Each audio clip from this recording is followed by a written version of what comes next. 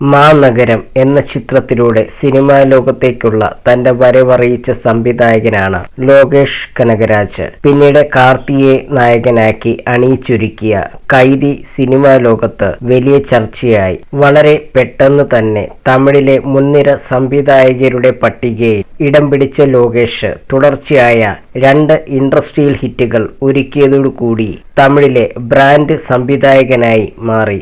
രജനീകാന്തിനെ നായകനാക്കി ഒരുക്കുന്ന കൂലിയാണ് ലോകേഷിന്റെ അടുത്ത ചിത്രം. തമിഴിലെ മികച്ച നടന്മാരിലൊരാളായ സത്യരാജും കൂലിയിൽ പ്രധാന വേഷത്തിലെത്തുന്നുണ്ട്.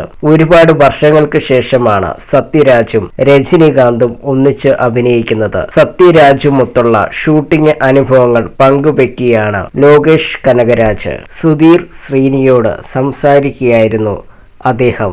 സത്യരാജ് സാറിന് ഈ സിനിമയിൽ ഗംഭീരമായിട്ടുള്ള വേഷമാണ്. ഒരുപാട് വർഷത്തിനു ശേഷമാണ് സത്യരാജ് സാറും രജനി സാറും ഒന്നിച്ച് അഭിനയിക്കുന്നത്. ഷൂട്ട് തുടങ്ങി 10-15 ദിവസം കഴിഞ്ഞാണ് അദ്ദേഹം സെറ്റിൽ ജോയിൻ ചെയ്തത്. രജനി സാറുമായിട്ട് അദ്ദേഹത്തിന് കോമ്പിനേഷൻ സീനുകളുണ്ട്.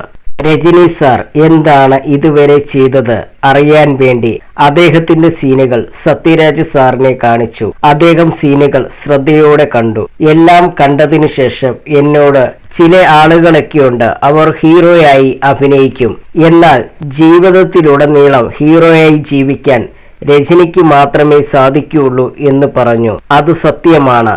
രജനി സാറിന്റെ ഓരോ ആക്ഷനിലും നമുക്ക് അത് ഫീൽ ചെയ്യും, ലോകേഷ് കനകരാജ് പറഞ്ഞു.